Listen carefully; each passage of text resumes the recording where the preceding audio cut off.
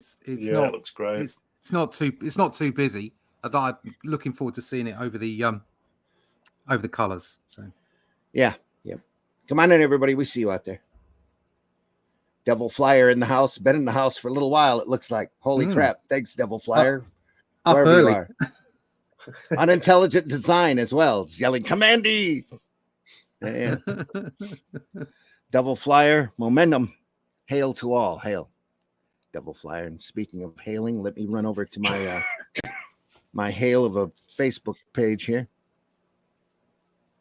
And go public. Even though it's 5 a.m. where I am. Hope everybody else is up. Heading over there now. 4 a.m. Oh, 4 a.m. doesn't exist in my world. Don't do mornings. Let's tell everybody Rust never sleeps. So That would be so much more productive if I didn't. Yeah. I'm lucky if I can get 3 hours in a row anymore. Yeah, same here. Sleeping. Oh yeah, I wake up in the middle of the night more than I used to. Yeah. Is that the age thing? Is that it's coming to get me? Devil Flyer. Hail, hail, hail, Russ and crew. My own comic comes out tomorrow. Kirby would be proud. Yes, he would. There you go. He would be. Absolutely. Yeah, Mike Comics. Nice. Congratulations. Get out the coffee. Let us make original comics without drama. It can be done. Yes, it can, Devil Flyer. Thanks for that. Coffee is served.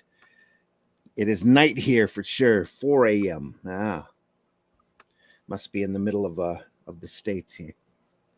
Yuck, or up in Canada. Hit that like button, please, and subscribe. Yep, 507 here. It's the big man backstage. I'd like to meet him. Glenn's here. Whoever that's Glenn's here. Yeah, Glenn's a big man. Let us talk funny books, eh? We want Russ. We want Russ. Give us Glenn. Give us Glenn. It's big tongue sticking out there. Nita Lanning in the house says you can help support ICN by sending stars. So send us stars. And show your support for the indie comics. Nita Lanning drops in and tells us to get on with it. I think it's on automatic. To tell you the truth, she's probably still fast asleep. I think it is. Yeah, I never sleep. No, I don't sleep either. Overrated sleeping, isn't it? Overrated. Yeah, that's because you're an AI.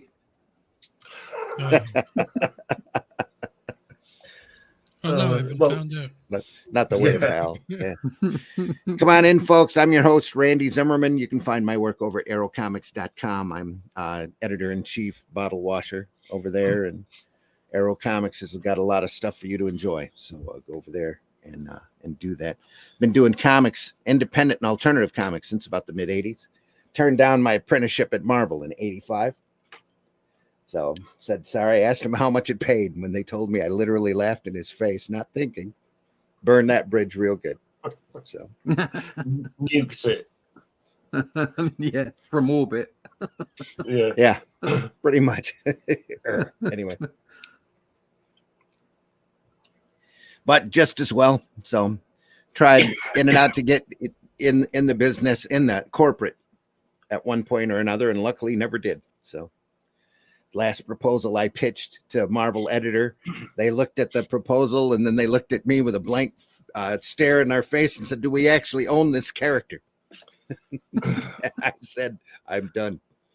If I know your character's better than you do, there's a problem. It's all over." And that was 20 years ago. So that's how bad that really good idea. Let's just kill Batman. Would have been a great book too. I have a Batman and the Outsider story that I don't know when the last time was I told it, but I knew Bob Schreck over in San Diego. Got to meet him and talk to him quite a bit. And at the time, Schreck was the Batman editor. And he goes, "Send me a story. We'll print it. I'll work with you with it. We'll get it printed," because he knew I was doing alternative work and he liked the work that I did. And I said, dude, I don't want to write a Batman story because there's every Batman story under the sun's already been written. And he goes, well, what would you do? And I says, well, and off the top of my head, and I said, if I ever had the opportunity, I'd do Man Bat and the Outsiders. And he like looked at me funny and goes, who would you have on the team? And I rattled a bunch of my favorite oddball characters off, the Creeper, the Vixen, and all of this. And he starts laughing. And he says, that's absolutely every character Mike Carlin, who is his boss, hates. Absolutely hates. Says, I can tell you there's no chance in hell you're ever going to get that book out. He goes, but if you've got the time, and I guarantee it's not going to go anywhere, but if you have the time, write me up a proposal on that, because I'll tell you what I'll do. I says, when I'm at a point where I'm hating Mike Carlin the most, says, I'm going to run in with your proposal. I'm going to throw it on his desk, and I'm going to say, we're doing this book. This book's going to be hot. And then I'm going to run. And I'm going to listen to him scream from all the way down the hall. He goes, you don't have to take a lot of time on it, but, if you send it to me, that's what'll happen. So I spent a couple weeks on it and put it together and was learning Photoshop and pasted a bunch of the characters together into a group. And the big tagline for it, all of them had emotional mental problems. So the big tagline for the team is, we're not a superhero team. We're a therapy session, group therapy session. And it wasn't more than 2 weeks after I sent that proposal to him that he sent me back an email. And at the time, this was CompuServe. That's how long ago this was. That's how long email took. Yeah. The email was one great big long paragraph of thank yous. Thank you, thank you, thank you, thank you, thank you, thank you, thank you, thank you. And then the bottom sentence is, please don't go into the DC offices for at least 2 months, because Mike Carlin will remember your name.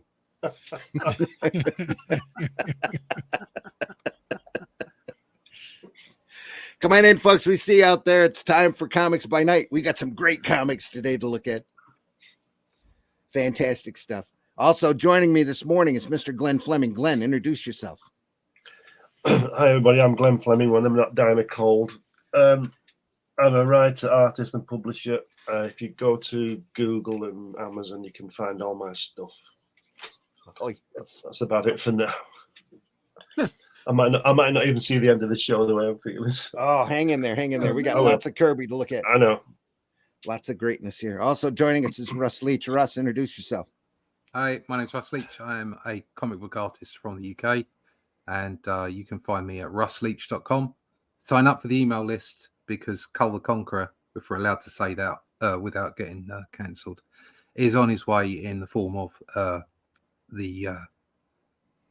I can't remember the name of the title now because it's too the Shadow Kingdom. The Shadow Kingdom. There you go. Just have some more coffee. The Shadow Kingdom. It's very close to being completed. The lettering's being done, and the colours they'll be done by the middle of next week. So it'll come out on FMC in March. So go to my website, russleach.com, and sign up for the email list there. Thank you. Yeah, Whiskey and I are the ones that are half awake this morning. You're in the middle of your morning. Oh no, it's not good. Barely after 10 o'clock there, right? Or is it 9? Yeah, it's not good. Yeah.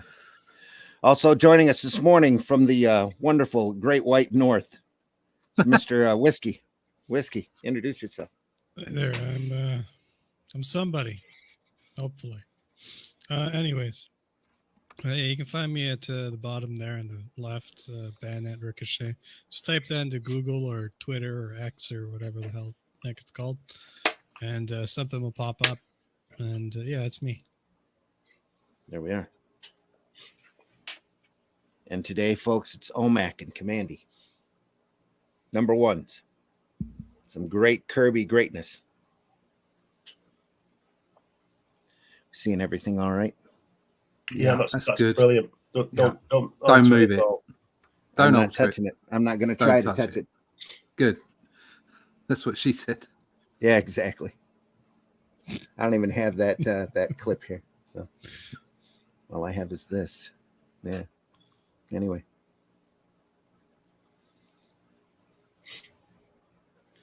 These two series were two series I never really got into, especially Omac. It was the strangest thing I've ever read, I think it only lasted like 8 issues, didn't it? Under Kirby's run. I've got number 1, but I don't think I've got any more. I thought no. You picked up number 1, said this is too weird, and put it back. Yeah. It's just it's very strange. Even for Kirby, we'll look at that last. We'll go through Kamandi. So it's Kamandi from 1974. Yes.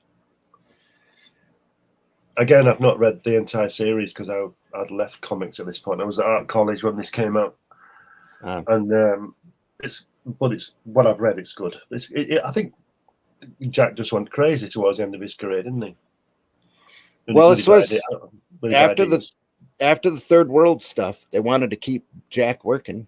They asked him what he had, and this is what he had. So this is what he did. So this plus what to me, Demon and a bunch of one shots after that. Yeah, the Demon's good, but this thing was too much like Planet of the Apes. I thought the film, Yeah, which would have been very popular at the time. Yes, only with the that, last boy on especially Earth with the iconic Statue of Liberty there. The last boy on Earth who doesn't wear underwear. He goes Kamandi. Oh, in the apocalypse, no one wears underwear. Just cut off jeans. Yeah. They gave him a superhero outfit for an issue, I think, didn't they? Did they? Something like that. That's weird. Yeah. I don't think it's in here though. His name is Kamandi. There you are. May seem like a strange name to you, but actually it is a sort of dramatic tribute to the people who once populated Command D, the last section of a large underground bunker complex. Now there is only the last old man and his grandson, who could well be the last boy on Earth. Oh, the strangers came today. Dun, dun, dun. Looks as though they're here to stay. This whole comic sounds like a David Bowie record. Yeah. Boom. Ooh, look at that. Wow. Look at that water. Yeah. Kirby having fun. Yeah. It's really moving, that water, isn't it? Isn't it? There's so much movement in there. I think he just wanted to draw this scene. Yeah. I think Al Gore was right then. he was just out by a couple of centuries. But he was okay. Made his billions on those solar panels. Yeah, that's right. Yeah. Devil Flyer says the fool on FMC. I think that campaign has been taken. Has ended. So I want to thank everybody for that. Where's my book? I want my book. It's coming. I thought Luke already mailed it to you. The strangest cover ever. It was fourth, wasn't it? Fourth what? Fourth World. I think you said third by accident. Oh, did I say Third World? Yeah. Sorry. Yeah. Fourth World. Sorry. Yep. We'll let you off. My fault. Not enough coffee yet this morning. Yeah. Good morning, all. Kirby stuff I don't have and haven't seen. Nice. Let's wait until next week, too. You're going to want to come back next week. Nose. Yeah. Say what, Whiskey? Saying nice to the comment, but that sky is just excellent. Cloud cover and all that stuff. Dark clouds, yeah. The depth of it, and it's just. Hey, wow. Levi, glad you're here. Yes, good morning. Yo, Levi. A lot of crazy people. It's a beach party. It is. Yeah. Be a little frightening to see that at the beach. Yeah.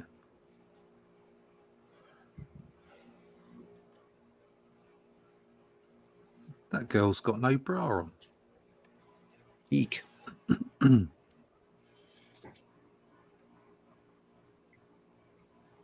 got a little coverage there. No, I meant the one with her back to us in In the top. second panel. Yeah. It's a bit. Yeah. Yep. Strategic nudity. Devil Fly said I married that one once. Whoa. This is a bit scary. This is foreboding. Yep. I read that one once.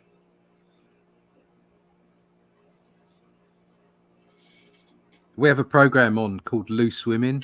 I think that's somebody who presents it. Loose Women. Yeah, I think it's called something else in America. It's the one with Whoopi Goldberg on. Yeah, is it called The View? The View? Yeah. As women like that presenting it. Don't want to picture any of them. It's loose. No.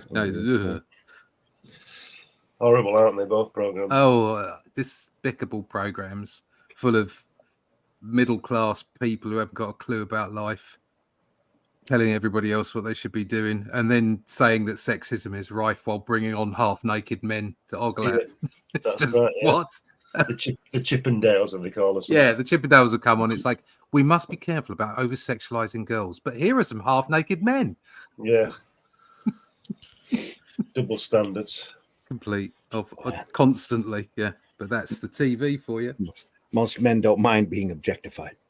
Yeah, that's the problem. It's like, I don't care. That's the thing. Yeah.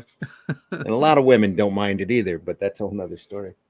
SSP ad here. Go buy yourself a toy. That's great. Look at that. Ads in comics. Used to have a little plastic strip with a T handle on it. You could connect to the car and pull real fast, and it'd rev it up, and you could send it for about 20 yards or so. Right into your grandfather's foot. Exactly. Yeah. Is that like just like Evil Knievel? Yes, exactly like the Evil Knievel one, which has for whatever reason I've seen a resurgence of lately. Somebody must have found a warehouse find of them or something, because there's all sorts of videos springing up on TikTok of it jumping different things. It's kind of funny. Yeah, they're quite expensive. Yeah. Ripcord. Yep. They're like jarts. You know, the kids rev them up, and then if they touch that wheel to the skin, they'll get a little friction burn. So it was a dangerous toy. Yeah. Life. Scratching up those artistic hands. Oh no, I got a cat. I'm sorry. We need to double flyer. We need to bring back toys like this. Yes, especially lawn darts. Mm-hmm. Call just for the Darwinism alone. Yeah, exactly. Yeah. Well, we need to remove phones and video games. Really, I think Florida banned phones for people under a certain age, under 16. I'm not sure if that law went through. I know that they're talking about it, though. I know Congress is talking about banning the social media platforms for 16 and below. You see, the trouble is this is the problem with all those things is that's nanny state. Yep, it is. It should be a cultural thing. Parents should be capable of looking after their kids and knowing what's right and what's wrong. I think it's gone beyond. We're screwed. Yeah. Wolf. Animen. Go ahead, Whiskey. Sorry. We were screwed the second they put caution hot on coffee. Yeah, you're right. Yeah. Probably right. You're absolutely right. Yeah. Do not put your pets in this microwave. Yeah. It's like, really? Good Lord, it's a wolf with a gun. It is. These lawn darts are looking a lot more attractive. Yeah. Easy, mate. Easy. Long darts. This is good for Florida. Yeah, I agree, Russ. Phone equals God. Yeah. I posted a meme on Facebook yesterday about how we've stripped our children and grandchildren of being bored. Yeah. So all of their creativity is going to be hindered now. It's all sucked into those bloody devices. It's awful. Yep. I remember just having a stick and being like, hey, I have a stick. Yeah. Exactly. Sticks are fun. A few more ads. I have this digest. It's one of my favorites right there. It is completely filled with Russ Manning Tarzan art, just beautifully done, but incredibly small. Look at that to the left, the Raquel Welch pillow. Mm-hmm. How good is that? Oh no! It's only $1.79 too. There's none of them left. They're well worn. Overworn. Oh, yeah. Onion gum. Drop that sign up for Cull. Russ, it's actually the Shadow Kingdom. So I always thought Where? it was What? the anime nerds that had the RussLeach.com. pillows and stuff. Oh no. No, apparently it's you get a long life-size before stand that. up of Frankenstein too. Your joy buzzer, your skull cap so you can fool your friends, Don't need one of them. and of course X-ray specs. Always handy. RussLeach.com. Did people buy these things? Apparently, you saw them ads all over the place. This is a little spy pen viewer. Has a girl in a bikini. You peer through one end. Really popular during World War II. What was the name of that? They used to have people with 3 heads and used to go and see their bodies. What was that? Was it Freak shows? Yeah, there were freak shows, but it was called some Doctor Somebody's something. Anyway, I was about 8, and there's this place called Blackpool that's like a holiday resort, which is where you don't want to go. Anyway, so we went. I was only about 8, and there was this 2-headed man from Peru. Now, I didn't even know where Peru was. Nobody knew where Peru was then. And it was a 2-headed man, and it was so obviously plaster of Paris and a fake. I mean, what else would it be? But I was only 8, and I could see through it. You know what I mean? Well, people used to file through to see this 2-headed man from Peru. But anyway, yeah. I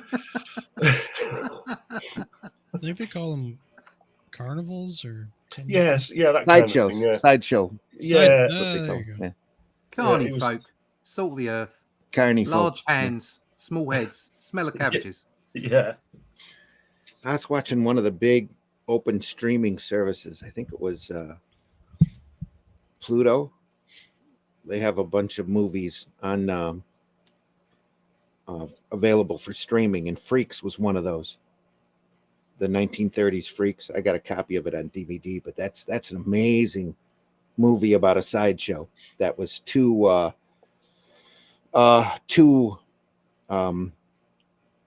Disturbing. Yeah, disturbing for the day. And they sat on it for like 20, 30 years, but it's a beautiful movie. It's all about a bunch, and it used actual sideshow freaks in it. It's you could see a lot people of with disabilities. Yes. A lot of challenged folks. Challenged. Yes. I like that. Challenged. But it's an amazing movie. It's done about the same time as Bride of Frankenstein. Mm. Oh yeah, It's got that noir feel to it. Yeah, Freaks. Seen bits of that. So it's like that Dr. Island and Dr. Moreau type of thing, isn't it? Yeah. The story really holds up well too, which is pretty crazy. I think the head of the show is sadistic and mean, and all of the people on the sideshow decide to take their revenge and kill him. Yeah. Catman, Tiger Man. Some great fun stuff here. The rear end of a horse. There's something you don't see every day in funny books. The horse is just drawn very well. Yeah, considering there's absolutely no correct anatomy within the outline of the horse, it's all the correct anatomy, all the believable anatomy is on the outline of the horse. Yeah, it's incredibly convincing.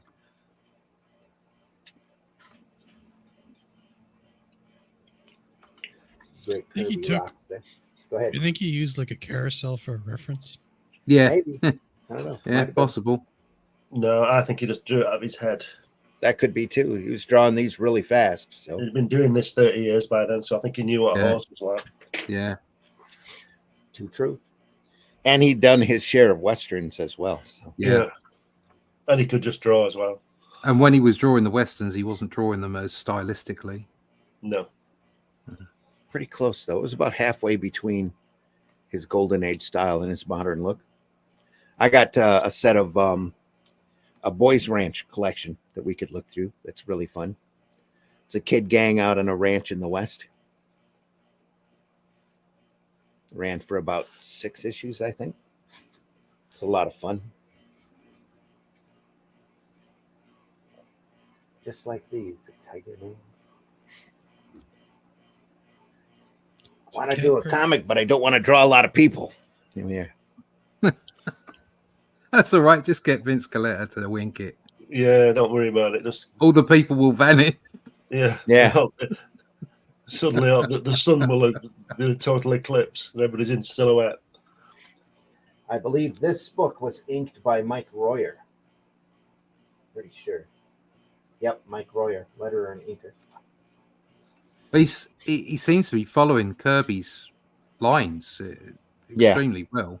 Mm-hmm. Well, that was his brief, wasn't it? He said, Jack said to him, "Don't change anything." Yeah. Because these pencils must have been quite detailed then. Yeah. Yeah. He said, "Don't," because he was. I don't think Jack was sick of it, but he'd seen Joe Sinnott and Frank Giacoya on it and all that kind of thing. I think he just wanted his artwork to shine. Yeah. So he said, "Don't change anything." So he didn't, and he got a lot of work. Yeah, I really like Royer's work on here. That and Mike Thibault, who came on afterwards, I believe, just did some. Yeah, did the fantastic inking. Yeah, nice and thick lines and solid work. Just great stuff. I've been I just haven't found anyone yet that I like the inking on my work with. So, hey kids, get some stickers for your walls. Your parents will love you for it. Stick your favorites up against the wall. Only $2.98.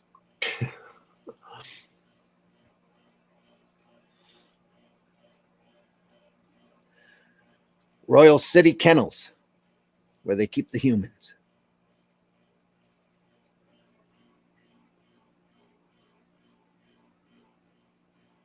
Stop that yelping. You'll get your slop soon enough. Get back there. Fed by a gorilla. Look at that slop in that bowl. Yeah. I think. Sorry, back now. I had to answer the door. I think it's a dog. Oh, it is a dog. Sorry. It's a dog man. It's a bulldog. This dog man. Anyone important? People wanting to save you? No, it was just the post. You okay over there, Russ? Yeah, no, I'm not. I am not. Like dog man. Dog man. Excellent Devil Flyer. Obviously, the inspiration for Dog Man. Yes. Yeah. Ravi Roo. Ruh-roh. Ruh-roh. Bap bap. That wrist looks a bit dodgy, doesn't it, when he's hitting him? What's going on there? Yeah, it's strange. That's a bit weird. Little bent. Yeah. Like he's broken his wrist. Deadlines, maybe? Say again. Deadlines, perhaps? Well, yeah, I suppose there are always consideration, but I don't see why a deadline makes you draw something wrong. Yeah. I can see what he's trying to do there. He's shifted the angle and he's bent the wrist over to try and give it some movement rather than just a straight hand at the end of the wrist. Yeah. But it's gone a bit wonky. Mm-hmm. You see, that's where, to me, a Giacoya and Sinnott would have fixed that. Yes. Yeah. But he was But Mike was told not to change anything, so he didn't. So he didn't. Yeah. Not out of malice or anything. He just did what he was told. Yeah. Yep. I'm taking the money. Yeah. It's weird because it looks like it's supposed to be weak almost. Like, he's. Yeah, I know what you're saying, yeah. But then the next scene, he hits him in the gut. Yeah.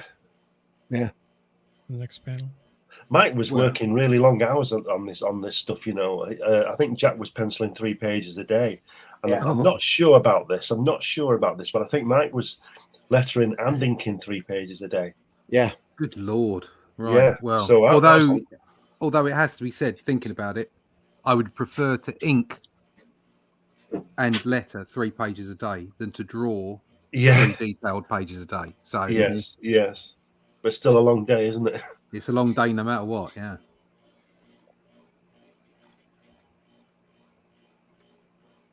Yeah, I can think of. I mean, if Mike Royer would have had a run on done Coletta's Thor, I think it might have been a bit better. I'm not sure he'd been better on the FF than Sinnott, but no, still, it's very good. Yeah, good. I mean, love Mike Manola as much as I do. I'd prefer to ink 3 of his pages a day than 3 Kirby pages a day. Yeah. That would be fun. And you'd get into a rhythm where you were just knocking it out, you know? Well, I told you, Joe Sinnott said that every time he got a package from from Stanley, I suppose, of Kirby work, he used to lose an hour's pay just looking at it. Mm-hmm. You know, before he started, he just used to go through the whole book and look at it and think, wow. Wow, yeah.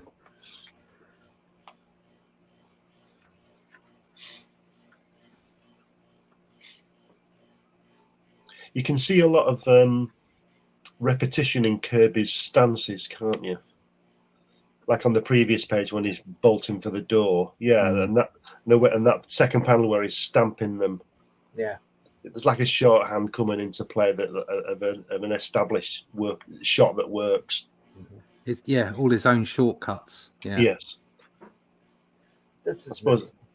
Yeah, I suppose when you're starting to shortcut your own work is when you've made it, I suppose, isn't it? Well, yeah. Also, if you've done so much work that it's noticed as well. Yeah. I mean, you know, if you've only done 150 pages in your career, people aren't going to notice any shortcuts, are they? That's true. Like Steranko. Yeah. Whereas if you've done literally thousands of pages, people are going to see duplication of stances or whatever that, because of your style, happen to look very similar, and the shortcuts that you create. So it is nice stuff, though. It's very clean, isn't it? Yeah. I'd like to see in black and white, actually. I know we always say that, but this would be pretty good in black and white. I don't know whether is it in one of those essential things or whether the DC one was. I think they did a Kamandi 1 essentials, not essentials, but artisan edition. Yeah. Right. I don't think they ever collected the Kamandi stuff into Showcase Presents, though. I don't remember them doing that in black and white, you know, large phone books.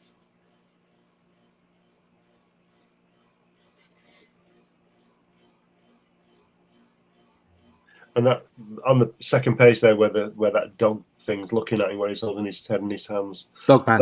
That's a real sort of Red Skull pose, isn't it? Looking down on Cap.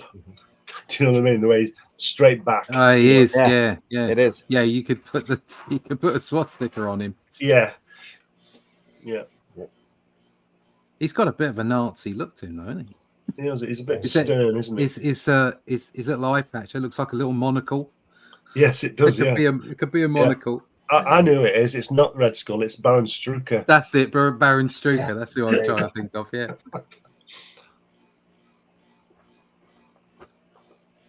There's a lot of I don't know whether I can say it, sort of Nazism in Kirby's comics, isn't there? With the baddies, you know, the bad guy. They seem to like to behave a lot like Nazis. Well, the villainy of that. Yeah. It was embedded in him when, you know, at the start of his career. Yeah. Yeah. He knew what evil was. Yeah.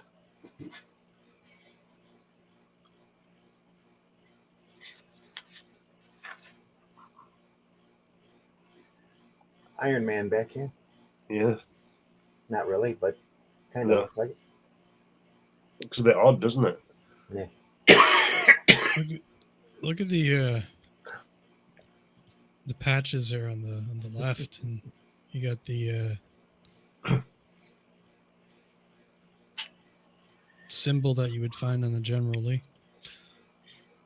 Yeah, I had a few of those on jeans when I was at college. What's it? Welcome to 1971, 72 here. Is that what it is? 74, isn't it? 74. Early 70s. Yeah, they didn't think twice about it. 72. 72, wow. That's it. Didn't have the same effect as it has now. So we learn, we grow.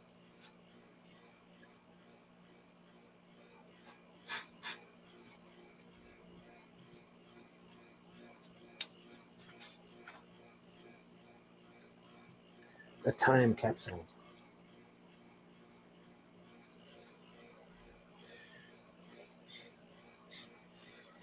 Yeah, looks like he was moving the exposition along pretty hard, you know, after the first couple of really detailed pages. And most of it's a lot of folks talking to each other and bouncing around a little bit. Yeah. Year of the Rat, next issue.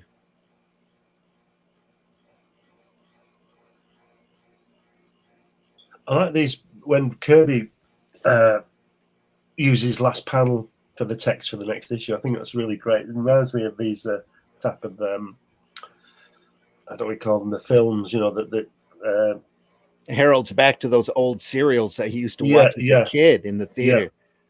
Yeah, that's what I mean. Yeah. Will Pauline escape the death trap? Find out next week. Yeah. Same bad time, same bad channel. Yeah. Almost exactly like that. Yes. Yeah. It was a bit before that. I tell you, on those old reels, there was one where I think it was Batman. He was fighting somebody in a truck, and the truck's driving along and they're fighting, and the truck goes off a cliff. Yeah. And then the next week, when I went back to the theater to see it, what happened? You see them jump out before it goes over the cliff. But they didn't show that bit in the first place, so you thought they'd gone over. They always used to add a bit that happened that they didn't show. I've got a Spy Smasher serial that every death trap is like that. It looks like he's dead at the end of it, and then for whatever reason, he gets out the first couple. Yeah, you see him trapped on the train, and then the train blows up, and then the next week you see him undo the chains and jump out before the train blows up. Yeah. It's brilliant. Lots of fun stuff. Was it Steve Sherman died recently, didn't he? Was it Steve Sherman? For wasn't Mark Ibanez. It was anyway. One of those guys died. Yeah, the guys who worked on Kirby with the sort of editorial thing. Skeets, Steve Skeets. I don't know. It says I have a full run of Kamandi. I've got the first 50 issues. Bodybuilding made easy. How many did it run for? I have Boy Commandos 56, 58, somewhere in there. Wow. Kirby did the majority of it, and then when he left and they put somebody else on it, the sales just dropped straight through the floor. Yeah. Almost missed this Kamandi. Yeah. Skip Edwards in the house. Unintelligent Design. Glad you're here. Skip Edwards, your stream was short at Unintelligent Design. Very disappointed. Oh, sorry, guy. Hey, Skip. HR is in the house. Hello, HR. Hope you're doing okay. Quite a lot of people in the chat today for Death Flyer says we launch tomorrow. Yeah, we got a lot of people watching this morning. Thanks for getting up and watching us live. The launch tomorrow. I think it's the folks that just haven't gone to bed yet. That could be too. It's just a momentary thought reaction. I have work to do. Can't stream too. LOL. Yeah, same here. Johnny, DP7. It's coffee. Yes, let's have some coffee. HR's thumbs up. All good. Devil Flyer. Hey, Johnny. All right. Time capsule. So when did Kirby leave the series? What issue? I think it was right around 50, 48, 50, somewhere in there. Right. Yeah. But there's a couple of them later in the run that have Joe Kubert covers on them. So right. I'm not sure if he was running out of time or what. But how do you folks feel about putting maps in comic books? They can be fun. All depends on what you're going to do with it. I'm not keen. It's like it always reminds me of Lord of the Rings, you know, Valley of the Skulls and all That's this. your love of Tolkien, though. I Yeah, love Lord of the Rings. That's just me. having said that, I'll do a map for you if you want for your Shadow Kingdom. I think it depends on whether it moves the story forward or not. I mean, I don't know. I mean, it's I suppose it's kind of like having pin-ups, isn't it? It's kind of an extra. Mm-hmm. That's what this is. Yeah. Look at that there. Andy's continent. Yeah. Comandy's there, like he's just drawn his gun, and Yeah, he looks like he may be suffering from wind. but if you look above his head in the North Pacific, there it says intelligent killer whale raiders. That is that opposed to in the Southern Pacific, not intelligent killer whale raiders. There was a divergence of evolution, and one of them wore glasses and read, and the other ones didn't. And they had a pipe. They had a pipe. Let's say a pipe and a pork pie hat. In the Bahamas, in the Bahamas, they have leopard pirate activity. Leopard pirate activity. Leopard sea pirate activity. I love the way what he's done here is he's made this land up so that he can go from place to place, and then he's just literally made shit up. I think it's look how he shows Canada though. It's like F Canada. Canada's gone. It's no point. Dominion of the Devils. Dominion of the Devils. Human herds found in all forested areas. So there's a mountainous new continent up here. Oh right, okay. So it's just grown out of the water, or formed by unnatural upheaval, now connected to North America. Yeah. But look at Alaska, strange fire area. Yeah. Want some strange fire? You're gonna have to go there. I was thinking that throwing like a map in this in a comic book, and then doing like a poster of it. That's like merch material, I guess. Yeah, this is a few years before everybody started thinking merchandising, though. Pete, like this was done, except for your independent sellers here selling stuff. Yeah, well, I wasn't specifically talking about a big drafting kit. Yeah, given to you. I mean, it could be useful for that kind of thing. Is what you're saying, yeah. You could throw it as a campaign extra. Yeah, but no, this is just all this stuff was done either for two reasons: either we need a filler, quickly do something, or is literally just the love of what you're doing. I'm going to make a map for it, and I'm going to put that in, and that could well have been Kirby's vision here. He kind of, I'm just going to expand the story here. I'm going to stick a map in, rather than him being told we've got a spare page, do something, because he was in control of this, wasn't he? Yeah. Mm-hmm. Oh yeah. So he probably thought, oh, I'm going to do a map. This can be really good. It's going to expand it, and I'll also make it like a pin-up thing. So, Double Flyer says they did too. Kamandi Archives. This is the complete series. You know, I was talking to some map makers not long ago, and they suggested not to do it to draw it by hand, but to use a mouse, which gives a more jagged, natural element to the shorelines and things like that. So, like, for whatever reason, it just works better. Unless you do it with a pen. No, I mean, saying even with the pen, it looks on. No, I meant on a piece of paper. Yeah. Right. So they suggested it won't look as good doing it with a pen than doing it with a mouse. That's just somebody trying to fool you and they can't use a pencil. Yeah. Well, I don't believe that. Read them all. Devil Flyer, then do you know how many issues Kamandi went to then? Let us know. I think somebody said.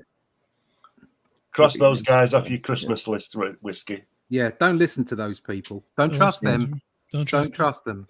Don't go and eat Chinese food with them. Honest. Oh yeah, there it is. Okay. 59 issues total. Canceled with a bunch of other titles and said, "Oh, the big implosion." Yeah, caught in the implosion of the late 70s. What caused that? Lack of sales. Just sales. Yeah. They drew the line, I think, at books that were selling less than 40,000. Oh, right. So it was that low. Yeah. Okay. Right. Okay. Some of them. There was a big, probably 24 titles that DC cut out all at once. Isn't it amazing? Isn't perspective amazing? The way that I'm figuring that if Shadow Kingdom sold 40,000, you'd be quite happy. Oh, we'd be ecstatic. If Shadow Kingdom sold 1,000, I'd be jumping around. Let alone 40,000. Bloody hell. Thanks, Devil. I caught your note up farther up on the chat. Folks, we got a lot of people watching us this morning. Hit that like button. Hit that love button. Let us know any activity you have wherever you're watching the show. Just adds to our algorithm, and we appreciate it deeply. And share it with some friends. Wake somebody up. Get them out of bed. Share it with people who use a mouse to draw. Yeah. Show them how it's really done. Get 100 toy soldiers for $1.25 too. It's actually kind of hilarious though, is that 40 to 50% of what I do is mouse related. But you're working in a different aspect, aren't you? Yeah, you're not drawing, are you? You're not drawing. Well, I mean, but don't forget. I mean, those guys are right actually, because nobody ever drew anything before the mouse was invented, did they? No. So there you go. No, but I can do clean line work with a mouse, but I usually only bust it out for like extremely fine detail. Really? Yeah. Wow. It's funny how people do such different working techniques. I've kind of lost it, left it all behind now. I rarely do anything other than a bit of penciling with my pen, and I certainly don't use a mouse anymore. Skip says Adam Hughes. It's a fun fact. Adam Hughes, if he digitally colors, still uses a mouse. Right, there you go. Yeah. It's kind of cool to see how different people do things. It's always something to learn. Yeah.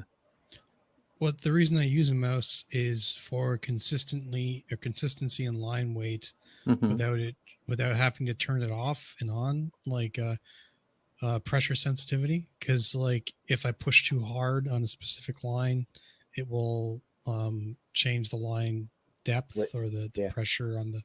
So without that off entirely, it just allows me to do it a lot quicker. So is that? Are you talking about digital inking or 3D stuff? 3D stuff. So like because when I press hard, it digs more into the sculpture, right? So if I want to do a consistent like adding or scraping away material, like how you would with like a tool on it just allows for a consistent, always the same, same stroke, without having to turn off the sensitivity. Right, okay, I see. I'll get you. Devil Flyer says there were copies made for DC employees of the unpublished stuff, canceled titles. Yeah, there were. From what I remember, there were 2 issues. They called it Canceled Comics Cavalcade, and they photocopied a bunch of the unpublished artwork and stuck it all together into books, or bound it all together into books, and gave them out to the employees so that they knew that this work was done, even though it would never see the light of day. Some of it's been reprinted since then. But I'm going to say, I wonder how much one of those would bring. They're not cheap. I've only seen one of them out at a convention. Apart from the actual being paid your page rate, which is obviously a good thing no matter what. Seeing something that you've done not reach publication is incredibly disheartening. It's got to be frustrating. It's very frustrating. I've done a few issues here and there, bits and pieces where I've been paid, everything's cool, but they cancelled the book at the last minute, and that those things that you did, they're never going to reach the light. They're never going to see the light of day. And it's you kind of think I poured effort into that. I know I was getting paid and all the rest of it, and it's Didn't you find that sometimes you'd rather not have been paid and not done the work at all? I was about to say, in some situations you feel like, well, I wish I'd just never done it. I wish I'd never got the gig. I wish I'd had something else to do. Especially now I'm that much older, and circumstances are slightly different. That the work is more important than the money. Yeah. That's not to say, I'm financially independent, can do what I like. That's not the case. But as far as the proportion, the balance is concerned, the balance has definitely changed for me, and the work is vitally important. So to spend time for a publisher drawing pages for them never to be published, paid or not, is quite sort of upsetting.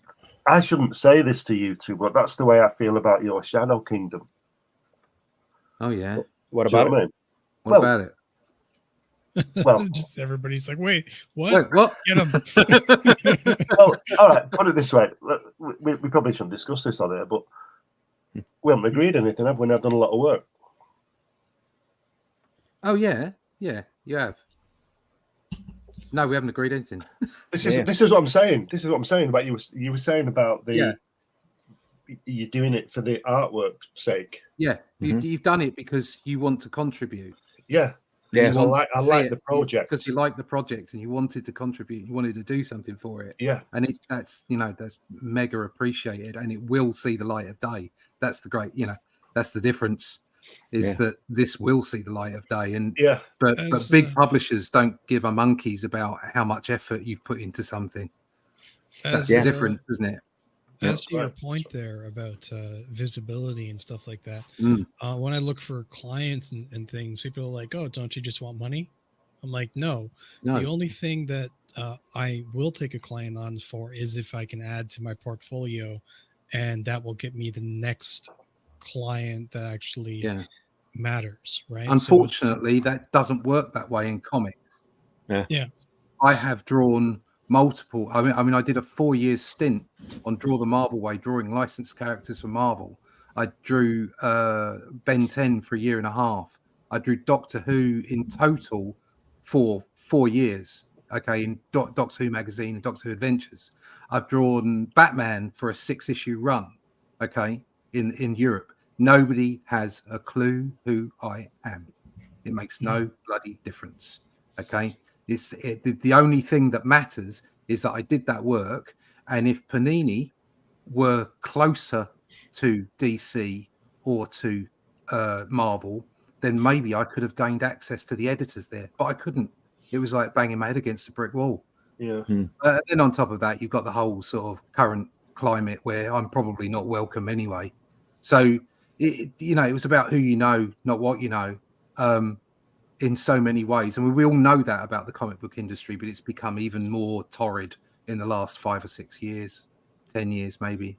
So it's I craved doing the things that I loved as a kid. Okay, and I got to draw some of those things. I got to draw a run on Batman. Okay, it was European Batman, but it was still officially I am a Batman artist, one of maybe a couple of thousand artists in the whole run of Batman, and I'm one of them. Okay, it's not on the Detective Comics, it's not on the comics in America, but I am officially a Batman artist. I'm officially a Doctor Who artist. Okay, I did those things, and really, apart from being paid money and practice, it's not really got me very far. Yeah, and so I'm now at a point where I'm thinking, would I even take any more of those jobs? I mean, yes, obviously it's difficult to turn that stuff down, but sometimes you have to focus on your stuff, Exactly my point. Yeah, I'd never thought of it that way, because I just realised I'm a Spider-Man artist. I drew a Spider-Man game back in 1979. Yeah.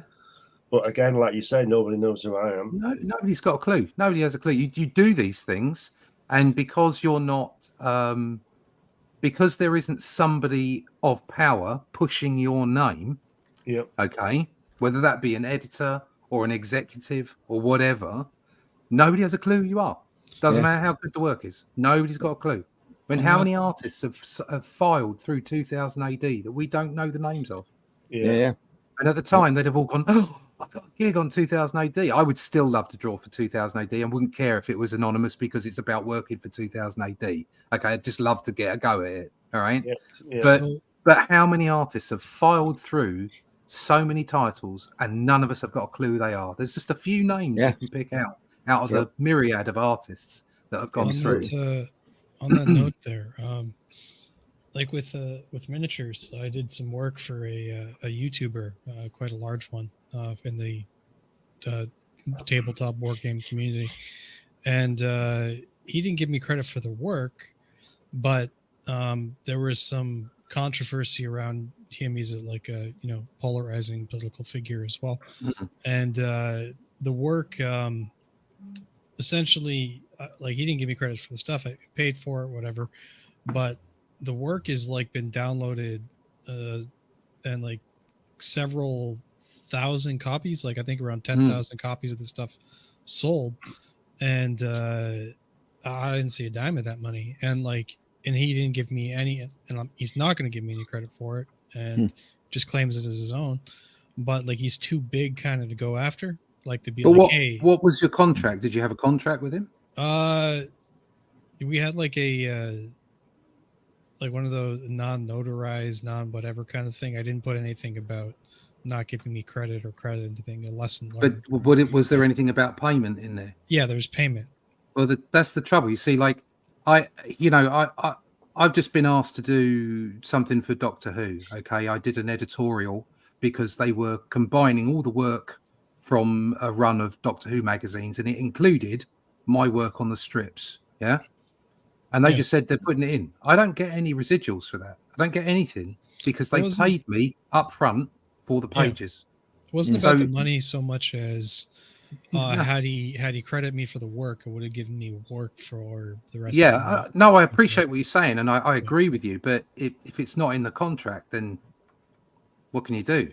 It's in the contract now.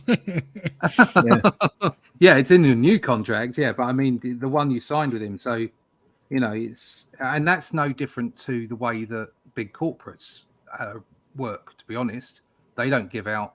At one point they wouldn't even allow people to sign their own work. Yeah, Jesus. Yep. Devil Flyer says, "I'll publish your work, Russ." Thank you. Says, "I'll give you 2 monkeys and raise you 3 goats." HR says, "Great talk." On that Skip note, says, "Russ is let's my look favorite at more art. Batman artist. That's why I subbed to his channel. Frank Miller is second. Russ is first." Oh, wow. There you go. There you go. Says, "I've been told I'm clueless." Devil Flyer says, "Nice." Skip says, "R.I.P. Doctor Who." Devil Flyer. Devil Flyer. Did anybody tell you to stop shouting? Yeah. He likes his caps. Leave him alone. He's just, maybe he's deaf. I don't know. He likes his caps. Maybe he's deaf listening to us. Yeah. Oh, you silly, simple bastard. Just want to the stuffed in a box motif here on the cover.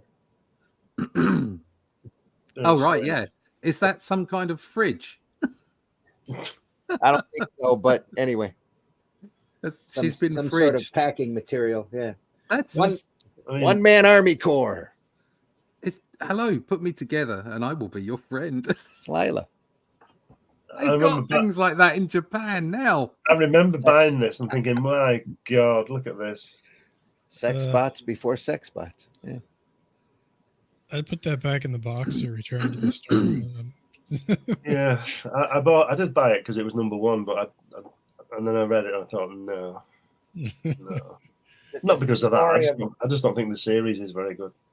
This is the story of a young man in the world that's coming, in that strange place. The common objects of today may become the terrors that we never bargained for, like the one below. Lila. Whoever thought this was a good idea? It's just Kirby Unleashed. Kirby Unleashed. Did he do a lot of drugs? Like, is that a thing? No, he didn't have to. No, he was high on imagination. That's right. Look at that spread. Good Lord. Build a friend. Yeah. It's like, you can imagine Arnie saying that, couldn't you? "I'm Omac. Evacuate this section. I'm going to destroy it." Get to the chopper. Jesus, look at that hair. I love That the was a- woman's hair. That's like that straight fringe. What's that? Mohawk, man. Great Mohawk. What's that thing? Open the door. There's a bomb in there.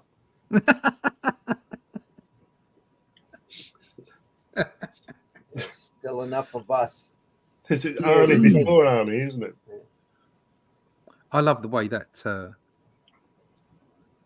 that they don't put the spread. They don't put the 2 pages into the spine. Into the gutter, They chop it out. Yeah. I think in Agent Nick Fury, Agent of Shield, when Steranko did those 6 panels over 6 pages, he didn't do that either. He actually cut them off, and they were. Oh wow! I've been wanting to do something like that. I think I've got it planned for Only Death Can Save Us 3. There will be and it will be like the massive battle at the end, where you get like 6 pages with 6 panels. So. Yeah. Fun fact in Russ's Batman run, Robin tells Batman, "Flash car, mister." Set cover and splash for kids. Yeah. Sex box. Yep. Sex box. Spread. It's a different time back in the early 70s. That's a long leg. That is a long leg. Don't you like them long? So are these robot Build-A-Friends legal, or is he just a terrorist? I don't think they're legal. That's why Omac's there to tear the place down. They're moral obscenities. Right, I think the variations on Hydra, Nazis, and everybody else that Kirby does, aren't they? Mm-hmm. AIM. Tell me, who put you in that fridge? Listen, look at the dialogue. It says, "By the powers granted to me by the Global Peace Agency, I declare this plant illegal and dangerous." And the guy says, "Confound the Peace Agency! They've ruined our racket." which is what you say when the police are after you. Yeah, it's exactly what you say when you're running away. Yeah. Confound them. Jeepers, it's the coppers. Yeah. You and all these other things must be destroyed. Look at that panel there, bottom left. Well, the bottom left, that is kind of funny, isn't it? It is a fridge. It's a mini fridge. So in the back of the fridge is the torso. That's the bit you're not allowed to see. Like they're set in a block of concrete. Yeah, it's packing foam. Yeah. They're all about to be destroyed. It's a great DC ad from the late 70s. See, or the early 70s. They're still doing Young Romance. As well as Shazam. Because old romance is just creepy. Yeah. Very creepy. Look at what he says. "My body is transmitting enough explosive powers into this unit to start a chain of blow-ups." Boom, blow-ups. Boom, boom. A chain of blow-ups rather than... Yeah. Because he didn't want to use the word explosive or explosion twice. Boom, boom, boom, boom, boom. Look, but that bottom panel, look at the energy in that bottom panel. Yeah, isn't that great? He knew how to do that, didn't he? God. Yeah, I like the way he's just walking away from it. And very cinematic. Yeah. Very John Wick. That is very John Wick. It was before actually people did it. Yeah. Oh, yeah. This is pre this kind of cinema. You know, walking away with the explosion behind you. This.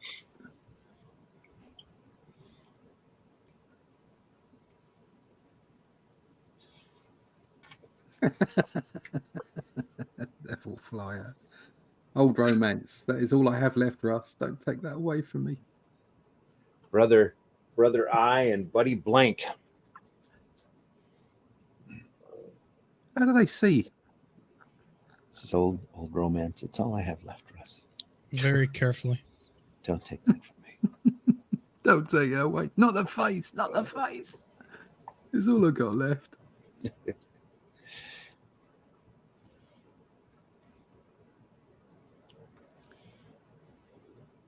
I got punched in the face the other day. You did? Yeah. I was at karate and we were in a group and we were doing particular, like combination techniques or whatever. And so one of you had to demonstrate on the other. So it wasn't a situation where you could block. You were just like a target so that the other people could see the demo. But the guy just smacked me straight in the face because he didn't have enough control. Oh, dear. Oh, he actually, in all fairness to him, he does have lots of control. It was accidental. He just hit me in the face, but he had no mitts on, and it was like crack straight into my nose. It's always fun. It was funny. Yeah, I enjoyed it. What did Mike Tyson say? Everybody's got a plan till they get hit in the face. Yeah, everybody's got plans to get hit in the face. Aye. Yeah. That guy there looks like Stalin, doesn't he? Between those two heads. He does a bit, doesn't he? Yeah. His name's Big Joe. Yeah. Call me Joe. Just a guy named Joe.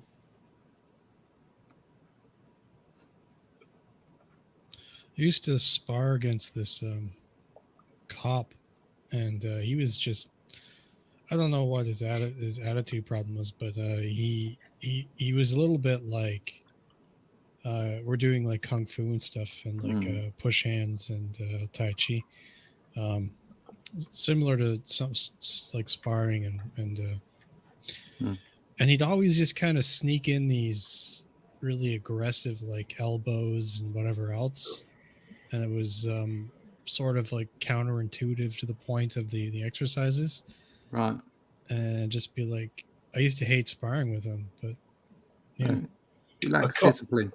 A cop with an attitude, that's unusual. Yeah, shocker. Yeah. He lacked discipline. That's why. It's not about ego. I think he just didn't like eye me. in the sky for Omac. It's always that. TV magic.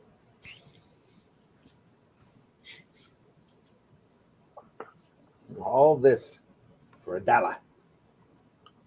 I'd buy that for $1.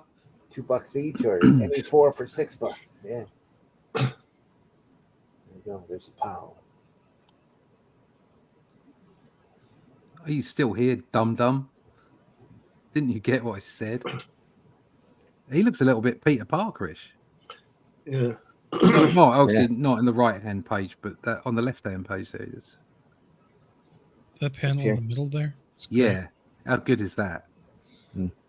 Take that. Bam, bam, bam. Bong. Bong. He got kicked in the ass. This reminds me of the Boy Commandos. It's sort of come back to that. Well, I just choke.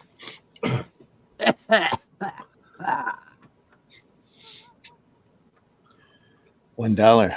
I'm old enough. I did.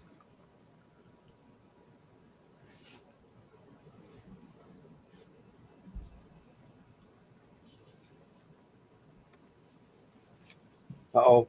Time for Big Jim. Kung Fu and Sports Action Sweepstakes.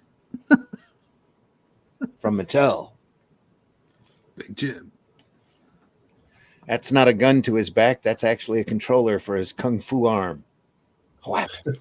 I saw this little toy. It was made out of, I don't know what the heck, like ropes and like pieces of wood, and it was these two and like a stick or something controlling it, and it was just like these two sword fighters made out of wood, and it looked like a carpenter could make it, but the way that they controlled the swords just looked so fun and realistic, and how the movement set up. And it was just like a simple little thing, like similar to this, but without sucking. Love the muscle mover. Birth of Omac. Wow. It's very strange, this story, isn't it? Yeah. It's weird. It's still manufacturing. Did they require forceps? Oh. So look how much is packed into that panel, that bottom panel. And it's very, very clear. Yeah. Very tidy.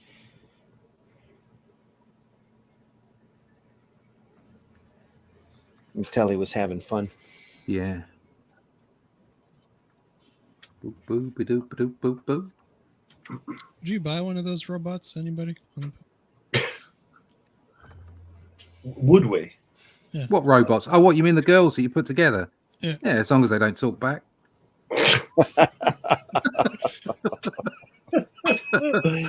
I was just thinking, like, hey, take out the trash. Yeah, good Yeah. day. You're not going out today, are you, Russ? No, How dare you?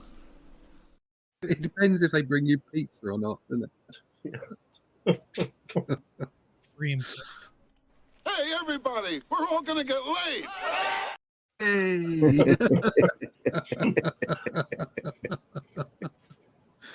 Oh dear. You too can be a motorcycle mechanic.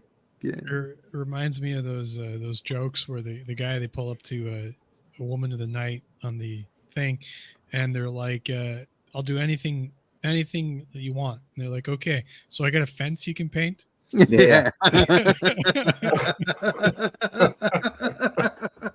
I've got a whole list of jobs. like a real fence? Like, what are you talking? Yeah, just as a quick sub note to the whole stream. If you're offended at any point in time by any of the jokes that we may have, I'm not going to apologize. Just switch off and go away. Yep. Because they're jokes. So deal with it. You too can subscribe to DC Comics. Look at that guy. That postman on the ad. It's like Stan Lee. No, I think he looks closer to something from Ripping Yarns, or Yeah. it's Stan Lee saying, "Look at this character I've created." who's the guy that went around the world from? Oh yeah, Michael Palin. Michael Palin. That could be the Michael Palin accountant from Monty Python. Yeah. Hello, Superman. Yeah. Want to invest? Would you care to come and see my collection? I have a huge collection of underwear. Look at the typesetting on that underneath them though. Oh, it's brilliant. It's just Look at that. that's justified to the point of unjust. That's somebody's 11-year-old daughter who's coming for the morning. Just stick that on the page. I'll be fine. God. Dave's in the house. Kirby Comics. Hey, Dave. Hey, Dave. Hello, David. Oh wow! Look at that guy. Look at the eye on his chest.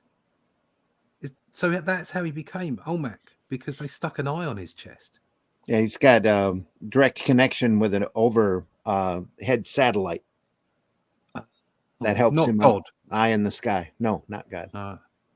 It's all technical rather than spiritual. Again, the dialogue's brilliant. I mean, imagine if somebody did that to you, and you wouldn't say, "You indescribable fiend," would you? No, you wouldn't, would you? You wouldn't say that. You'd say something descriptive. Yeah. Kirby did art for Mattel around 75. Yeah.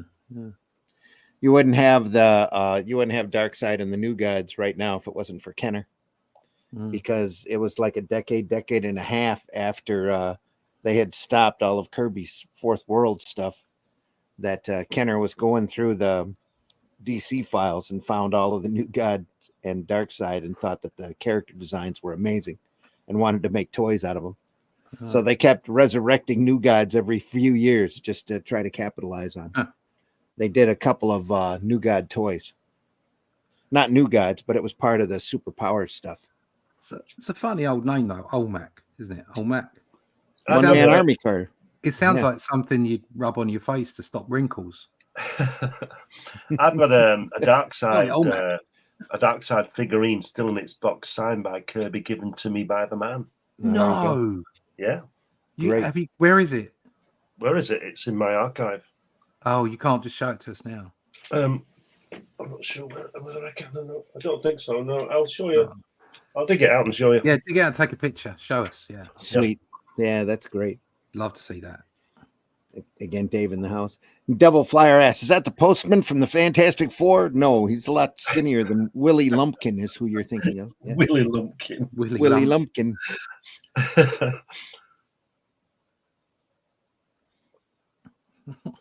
Say Dave in the house, his big brother is watching. Yeah. Oh, I'm just like you, Mr. Superman. I wear my underwear outside of my trousers as well. People often see me in the street with my Y fronts outside of my trousers. Look at that Kirby pose there. Look at that. The way he squashed him in. That's so powerful. Look at that. That is so powerful. Yeah. After the panels here and the hair and this conversation, I need more coffee. He's a back man will use the rear door. Confused and panicked, the men flee from the room. I bet they do. Yes, I bet they do. Oh, you're all out now. Well, the back door's coming. That first panel. Yeah. And the panel next to it on the right-hand page where he's crash. He's put yeah. his fist in. The energy, just Oh yeah. Who's got one of these? I've closed the steel door on him. Now I let the room shredder do the rest. I just happen to have a shredder in every room.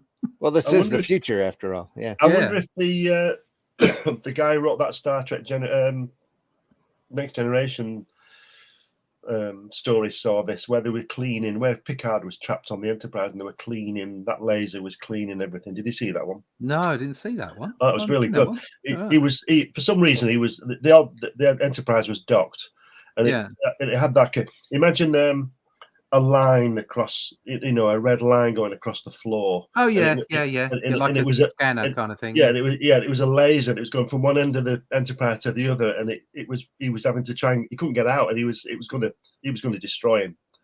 And I'll let you dig it. I won't tell you what happens, but it's very good. Obviously, it doesn't, but no, it's quite good. It was used to get all the Klingons off. Yeah, that's right. Yeah. Hey.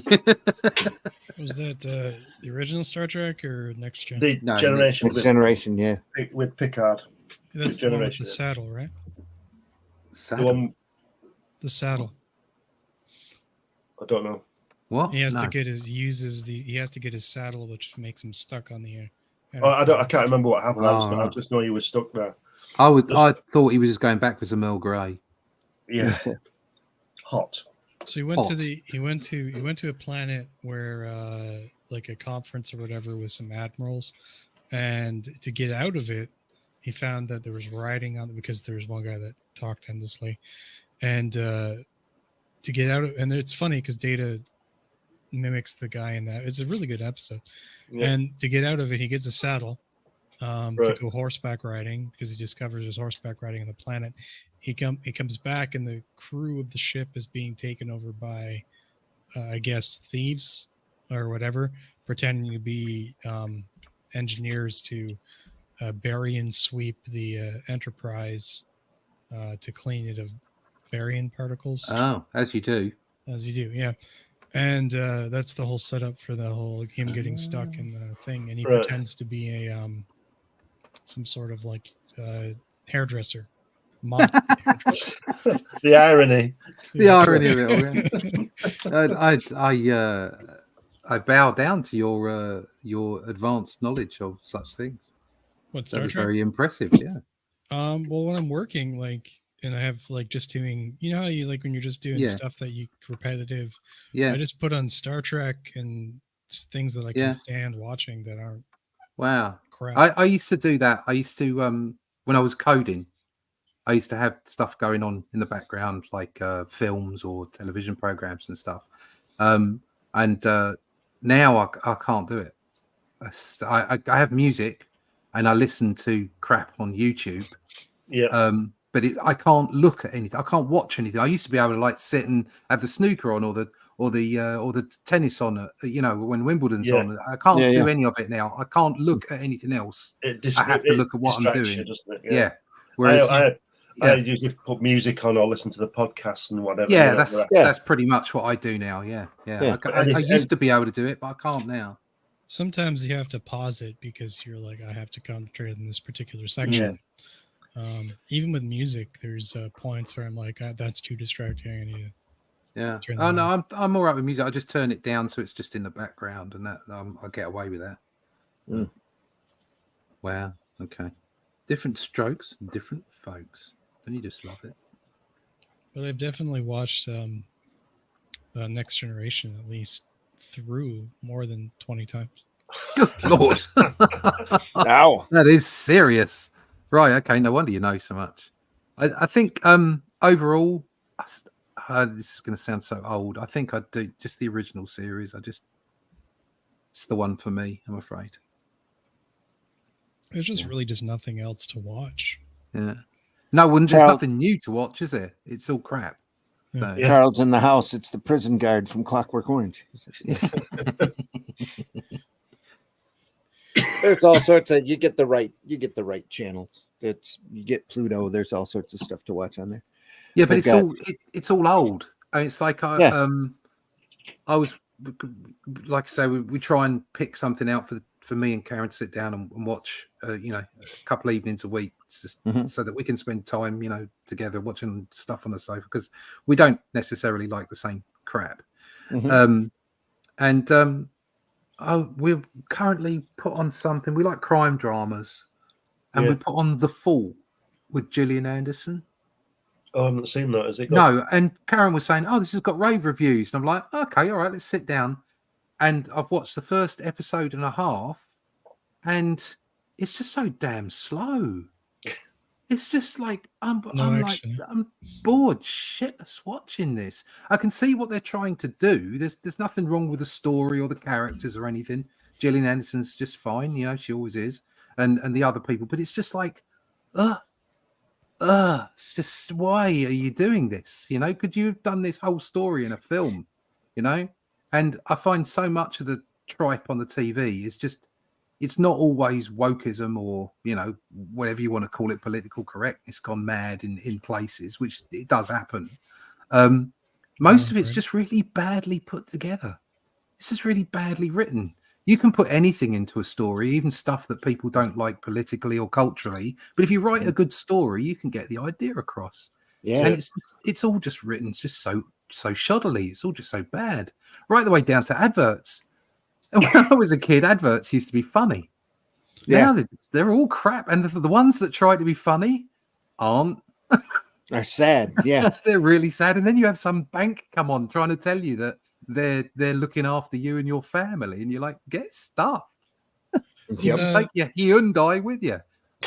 What I think a lot of it is some of it, at least, is probably budget, because maybe location, in order to get something be interesting, there's a psychological thing about changing places and scenes, right?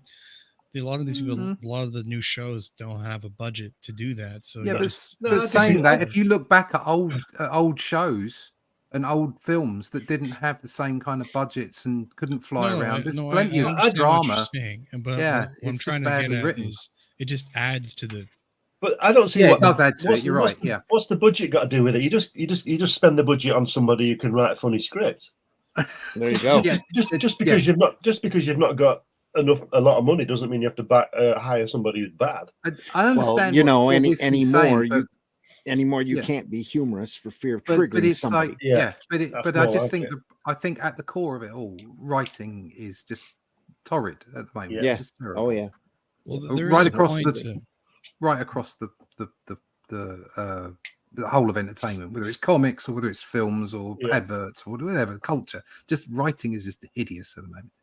Well, and when you do find something that's decently written, it's in the midst of a bunch of garbage. Sorry, what were you saying, Whiskey? I was saying there's a point to what Glenn's saying, because that show, Whose Line It Was Anyways, with Drew Carey and the improv or whatever, that was great. Colin, whatever. Yeah. There's only one stage, right? And they did, that was an entertaining show. And like if it's set up good, yes, it can be entertaining, but I would think it could add to the fact. That's what all. You could help yourself, couldn't you? I see what you're saying. Yeah. Yeah. I think the point is from what I've seen in the 60s and 70s, you know, at Fawlty Towers and till death us do part, things like that, which I only learned later because I was only a kid when that came out, but I learned it was funny. It's because it's politically incorrect and too many people are the flakes and get upset by what they're saying. The problem is that subtlety has left the building. Okay, well, the whole point about things like The Office or further back like Till Death Us Do Part is that they're highlighting the things that you would argue aren't attractive or aren't nice. So like racism or bigotry or just arrogance or idiocy. Okay. And they're highlighting those, and that's why you laugh at it. Yeah. Okay, because you're laughing with the oppressed rather than the oppressor. But there's so many people now that can't even they can't see past the subtlety of it. Yeah, you're laughing when you watch that. You're laughing at the fool, aren't you? Exactly. Because you know he's a fool. And that's what great comics were. Yeah. There's no doubt in my mind. I mean, you know, Gene Roddenberry for his time was quite left. You know. And so much of comics have been so much of art is very much driven from an emotional perspective, and so has this kind of more sort of cultural left leaning. Yeah. But it's done in the past. Comics specifically, because that's what we're here for, were written in such a way that you could find those things in the stories. It was presented to you. You could make your own mind up. You investigated the characters and the environment through a well-told story that had maybe left-leaning points in it, and that's good. You know, that's fantastic. Well, but you now also it's just beaten over the head. You also had talented genius level writers, exactly, that were super creative and skilled. But that's what I'm saying. It was the creative writing that did the trick. Yeah, you can put all those things into your core story, and it can still be a great story, even if you disagree with some of them, because it's a great story. Ricky Gervais summed it up, didn't he, when he said he finally sort of not admitted, but he said he doesn't necessarily mean everything or agree with what he says. He says, but the point of humor is you laugh at the wrong thing because you know what the right thing is. Exactly. Yeah, I mean, that's what I was saying. Who would have thought? You know. Like, I'm a Gen Xer. I didn't expect to be punk rock when I was 55 or whatever. Do you know what I mean? I didn't expect me to be going, screw you at my age. And I am. I was like, I'm screaming at the world, get stuffed. I don't want to know. I'm not taking it. I'm not having any of it. And you've got the people in between, in the middle, that are like, you can't take anything. They can't take any sort of criticism. They can't take a joke. And it's like, no, just stop it. The whole point about differences between people, cultures, religions, whatever, it's the difference. It makes the world go round, and it's okay to joke and laugh about it because it should be, you know, a two-way street, and communication is incredibly important. That's what comics used to do so exceptionally well. Things have gotten to be a parody of the parody of themselves.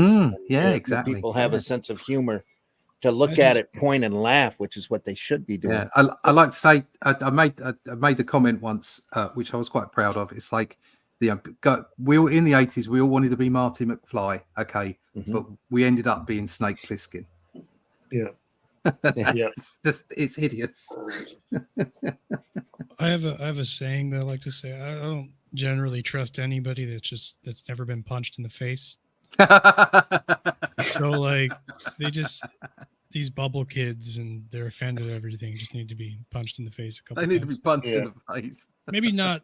I'm not encouraging people to punch other people in the face so we don't get canceled or arrested or whatever. I'm just saying that they would benefit. Do you think this is Canada? Yeah, what is this? Canada? Yeah. Let's drive a truck. Yeah. Maybe they should. If you look at something and there's nothing there, what's the difference of figuring out what it was in the first place? step on you. What were you saying? Say what? Said sign up for boxing, get some help, you. Yeah, weirdos." get some help. Yeah. There you go. Let's see more work. Turn the page. Turning the page. Toy soldiers. 100 again for $1.50. Crack. Again, that's great. That top panel with so much in it and the perspective, and then the panel to the right of it, below it. It's that he's jumping in, that energy that he gets from fighting. He's not afraid to cut stuff off. Mm-hmm. Like he's cropped that guy's head off, and he's hidden Omac behind the action. Yeah, he's not afraid to do that. Just get in there and do it. Yeah. Because go on, go ahead. When I was studying figure drawing and studying anatomy and stuff, there was an artist. I have no idea who the heck it was, but talking about how sometimes the posing, it's okay to for the body not to be shown, not to necessarily draw absolutely everything. If it's hidden, it's hidden. And it actually just came up recently where somebody had posted a piece of artwork for critique, and he was trying to draw everything. And I'm like, no, just put the hand behind the head. You're okay. Like, it's fine. It doesn't have to be shown. Yeah.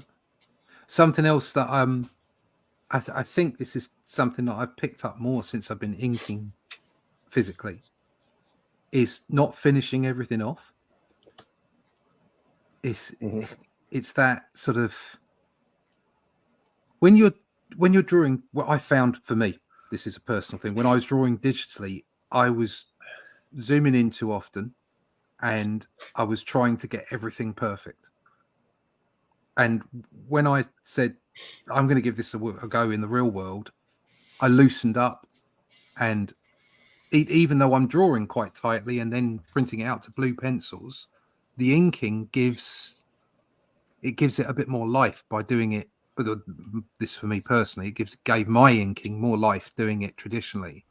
But also, there would be gaps in the lines. There would be breaks. There would be bits that you just flicked stuff in, and it gave a totally different impression to my work, or that I could see anyway. There's a quote from Alex Toth that I read recently. It's I spent the first half of my career learning what to put into my work, and the second half learning what to leave out. To leave out, yeah. That's. I mean, that is about the size of it. Yes, I'm pushing so hard to try and get everything in, and then realizing you don't have to do that. So. What a time to be alive. That I love that hair. He just doesn't care, does he? It looks like Elvis at top left, doesn't it? Oh, that lives. Speaking about punk rock, and I was about 20. It's my hair looked like. Your hair looked like that when you were 20? A little bit shorter though. For about like half a year. Omac lives so that man may live. Not women in boxes, man. Oh, what did he do with her? Did he just leave her there? I thought she'd blown up. I thought she'd blown up earlier on when he was walking out the building. Yeah. Later, the incident ends as it began, with the destruction of Section D. No more D. Do you know, I don't know whether this is true or not. This is just my opinion. But I'm just wondering whether Jack was coming to the end of his contract with DC at this point, and maybe knowing he was going back to Marvel and just had to fill some pages and just threw in the most outlandish idea he had. Just stuff it. I'll put this in. Oh, yeah. This ran quite a few issues. 6, 8 issues, I think. Right. So. Well, don't forget the way the speed he works. He'd probably do that in a week, wouldn't he? So yeah. But I don't know. That's just my opinion. That's just what I get from it. And I'm usually wrong, so I'm right for being wrong. Yes, always, mate. Always. Cosmic eye in the sky. Yeah, like the others. I transmit beams. These pages, these past couple of pages look like you spent a lot of time on them, does it? It's probably on a deadline. There's lots of lines. Getting it done. Nice little bit of machinery there, though. Yeah, that's nice. Yeah. He's got his W's stuff in there. Yeah. Mr. Big. Going after Mr. Big. I think that's a good look at that. Next issue on sale during the 4th week in August. You know, there's no specifics. Just put in August. Late August.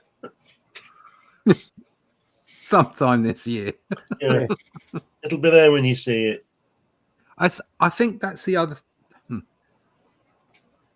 I'm just gonna go off at a tangent here. You're talking about lateness. I think that's why it's sometimes a little bit unfair when you're talking about crowdfunding work and people go on about, oh, the books will be here or be there, and why don't they turn up? And I'm not a fan of lateness. I'm not a fan at all. I'd like to think that apart from certain circumstances, I would like to get something done when I say I'm going to get it done. All right. However, there are plenty of corporate, I'll call them corporate comics, used to be mainstream comics, that were constantly late. Yeah. Floppies always were a problem. constantly late. Yeah. And the reason that you don't notice it as much is because there's so many of them. Like, how many titles do Marvel churn out? 90 titles or something?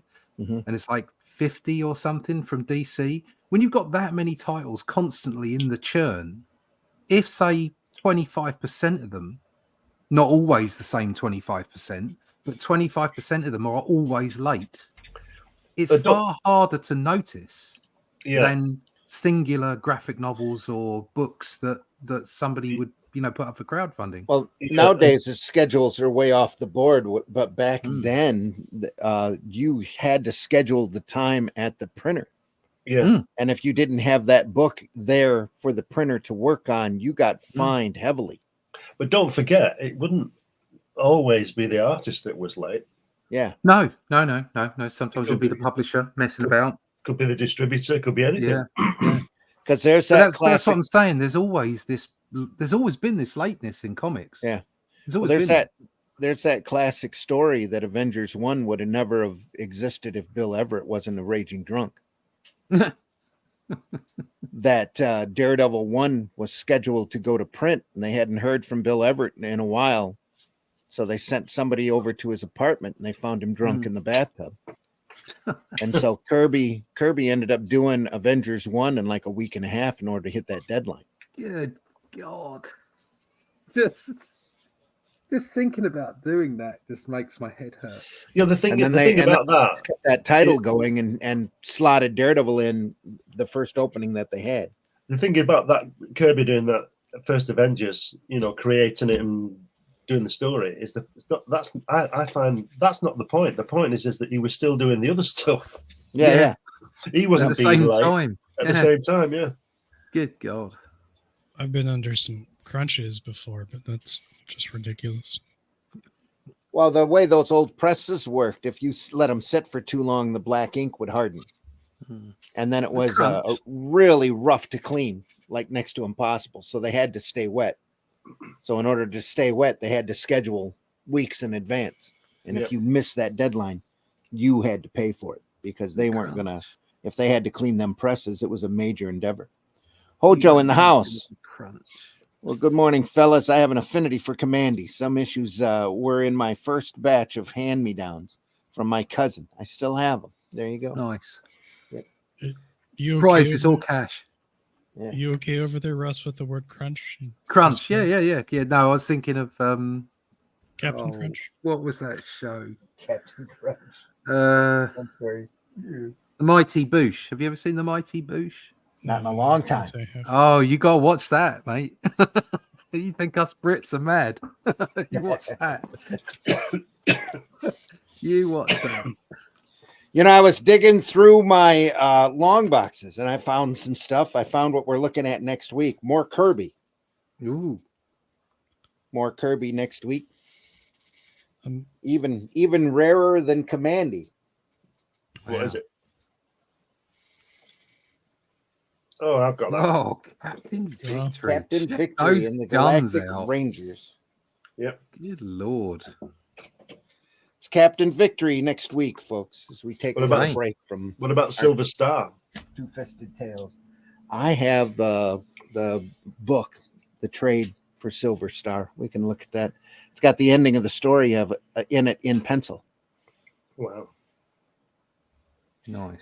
That's a fun little publication. Captain Victory next week, folks. Okay. So we've been looking at Kamandi and Omac today. Hope you had fun. It's great looking at this old stuff, especially in its original form. All these books you used to buy for $1 in the dollar bins, you know, and nowadays anything that's Kirby doesn't sell for less than 25 or 30 bucks. So in a decent condition. Yeah, HR says. Here we are. I did have a backup in case we went through those issues too fast. I've got a copy of a DC giant collection of Challengers of the Unknown. I figured we could look through if we didn't take our time going through these two, but we did. So some other time, perhaps. Yep. Lots of stuff to look at, folks. Lots of Kirby work still. Lots of everybody. Just sit and watch, and that's why we do Comics by Night. We just enjoy this stuff. We love talking about it and dissecting it. It says LMAO, Fuzzy Little Man Peach. Great show. Okay. Nice. It says good news, guys. Have a great weekend. You too. Dave, Yeah. you too. You too, Dave. I don't have it where is it handy? I don't have it to set up, but I've got this Sunday. You don't want to miss Sunday Funnies at 9 a.m. because we're going to be looking at the Mars Attacks trading card set. Oh, cool. Wow. Wally Yeah, Woods. that'll be great. Yeah. How many of those cards are there? What's in the collection? 50 some 50 cards and all Wow. all painted. That's 2 minutes a card. That'll fill the show up. Well, we might not be able to see them all then, but we'll see most of them. Yeah. Couldn't you just stick them all like down one time? Mars Attacks, folks. You've got to have them close to the camera so you can enjoy them. We'll zoom the camera up. Plus, I have a lot of them that have already been scanned that I pulled off online, especially the shall we say, the more violent one. Lots of great stuff coming, folks. Lots of stuff to see. Glad you're here. Glad you spent your time with us. We know the majority of our viewership is after the fact, and we deeply appreciate everybody who watches the program. If you enjoyed the program, tell your friends. Lots of great stuff. Everything's archived over at the Comic Book Black Belt YouTube channel, the Randy Zim YouTube channel, and most especially at the Indie Comics Network. I went over So go over 800 subscribers. There you go. There you are. Awesome. That's so cool. I might have 20. I think But anyway. I've got 6. I wonder if those cards are there's like an online archive of them or something. There a lot of them are online, yeah. So it might save you from setting up the camera and Yeah. Well, we'll have them close up. And I don't have the originals. The originals are ungodly expensive.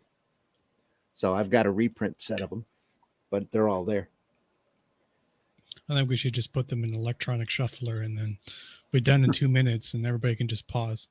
Thank you for another entertaining On the show. replay. Well, yeah, but there's so much to see. Giant bugs and dogs being I know, dissected and just- humans being burned and blown up, all sorts of stuff. So Washington falling. Yeah. Here's a piece of art from the Shadow Kingdom. Cool. Russ me. Leach is doing. Where we are. I'm currently in the middle of lettering. Oh, right. Okay. Yeah. Sorry. I was on the wrong tab. There we are. There it is. So retro colors, nice and bright. Got some It's out in the hallways. It's an adaptation of The Shadow Kingdom by Robert E. Howard. It's the first published story of Cull, the first recognized sword and sorcery story, especially printed in the U.S. The start of it all. It's public domain story. It's got a lot of great elements in it. You'll see ghosts. There's monsters. There's shape-shifting lizard people. There's friendship, manly bonding. Good stuff. Good stuff. It's going to be a great volume, folks. We're going to start the campaign on that the 1st of March. So there you go. There's even in the meantime, there you are. Yeah. In the meantime, you can sign up for more news from Russ Leach at russleach.com. Yeah, go sign up. And again, thanks everybody for watching. Deeply appreciate you being here. Glenn, tell folks how they can find you. Yeah, let's see if we can get through this. If you go to fundmycomic.com, you'll be able to pick up an edition of my Hatch annotated book, which is 100 pages, showing the evolution and of my character Hatch, and there's lots of unpublished artwork in there. If you go to Amazon or New Haven Publishing, you can get a copy of my book about my visits to see Jack Kirby in the late 80s and early 90s. And also, if you go to Amazon, you can pick up a copy of my magazine Comics Limited, which is about comics, surprisingly, of which Russ and Randy contribute occasionally. And yeah, just go to Amazon, put my name in Google, and you'll see lots of other things. Got lots of other books on Amazon, 11, I think, different subjects. Yeah, just put my name in Google, and you'll find where I am when I'm not dying of cold. There you are. Glad you were able to stick with us for the show. Russ, tell folks how they can find you. You can find me at russleach.com. Please sign up for the email list so I can keep you abreast of what's going on with the latest books I'm producing. There's a whole list of stuff coming out and being produced this year, so you'll want to keep in touch if you're a fan of the work. You can also find my social networking connections there: Instagram, Facebook, Twitter, whatever it's called this week, and you can get everything from there. It's at russleach.com. The twit, yeah, the twitter. Whiskey, tell folks how they can find you. Sure, you can find me on the bottom left there at the old X. Just type that in. And I'm also being found on the I'm Afraid I Can't Do That live stream on Rumble at Bandit Ricochet channel. So you can just type in that as well. And I'll be doing a live stream, commentary, all that kind of stuff, pop culture, with different guest peoples on Tuesdays at 9 a.m. As well as if you can put that into art or Google arts, an ArtStation might come up, which is, or just look for ArtStation and then type in Bandit Ricochet, and you can see some of my 3D modeling work, and click on these different things, and it expands into, generally expands into their own galleries. Sure. So that's where you can find me. And if you need anything made for 3D models or action figures, that kind of thing, just send me a message. All right. And folks, I've been your host, Randy Zimmerman. You can find some of my work over at Arrow Comics. That should be a dot instead of a comma. Arrowcomics.store. So go over there and take a look. You can find such books as Paragon, Calico, and HeroBot Zero that I've worked on. And there's a lot more on the way. So keep watching Arrowcomics.store. More stuff will be posted, made available. Anything posted at Arrowcomics.store is available to you immediately. So it'll get right out in the mail and get to you rather quickly once it's ordered. So Arrowcomics.store, folks. Go over there and take a look. See you on Sunday morning, 9 a.m. Mars Attacks trading card set. Friday, 5 a.m. Next Friday, Captain Victory and the Space Rangers by Jack Kirby. Yeah. More greatness, folks, as we celebrate, what is this, the month that Kirby passed? Kirby's... Yeah, February 6th, 30 years. 30 years ago. Wow. And just his impact in comics will be felt for our lifetime and our grandchildren's lifetimes, for sure. So as long as they keep, they don't completely destroy these corporate companies. with their silly agendas. Folks, appreciate you being here. Indie Comics Network, Comic Book Black Belt YouTube channel, the Randy Zib YouTube channel. We'll see you again soon. We're archived over there. Make sure you try to leave this industry in better shape than what you found it.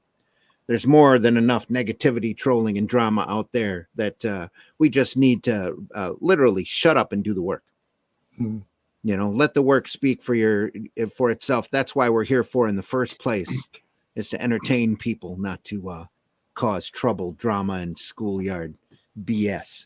So let's all get back to work and straighten up and entertain people like we should be. This is a great art form. It's probably the greatest art form ever. Combination of words and pictures. What a great way to communicate with people. And, healthy criticism. Healthy criticism is useful. Always. Okay, schoolyard squabbling is not. It's a waste of time. Just get on and make stuff. Yeah. You'll always be a friendly robot. Yeah, always. Yep. I love the fact that you're a friendly robot. HR has a few emojis for us. Yes, he says. Charles says, see you Sunday. Mars Attacks. Yeah, yep, Charles. That'll be fun. See you then. It'll be fun. We'll see everybody then. Take care, everyone. See ya. Das Vidania. Thanks for stopping by. See you, folks. The views and opinions expressed within the video content found on the Indie Comics Network are those of the speakers and do not necessarily reflect the views or positions of the Indie Comics Network or its sponsors. Have a question or comment for us to address on the show? Have a topic you want us to talk about? Email us at indiecomicsnetwork@gmail.com. And I just want to say, when my time comes, I want to be buried face down so that anyone who doesn't like me can kiss my ass. Look, everybody's entitled to be an idiot. The cops are doing their job as long as they don't be mean to people who are actually being innocent. Then I'm all gravy, baby. Maybe if you use that voodoo witchcraft on your own trade, you'd find somewhere on the other end of the snake pit. I mean, do you know what a revolutionary soldier looks like? Have you seen photographs? Have you seen paintings? Have you seen charcoal sketches? I haven't seen them either. This podcast is brought to you in part by Arrow Comics. Buy more Arrow Comics. arrowcomics.store.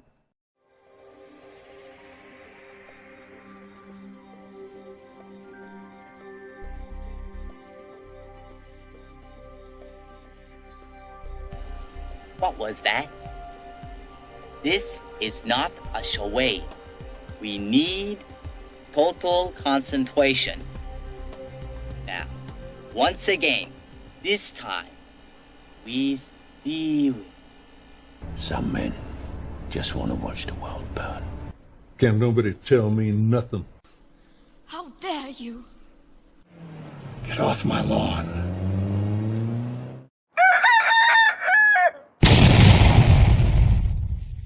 How can you close me up? On what ground? I'm shocked to find that gambling is going on in here. You're winning, sir. Oh, thank you very much. Everybody out at once. Taste the biscuit. Taste the goodness of the biscuit.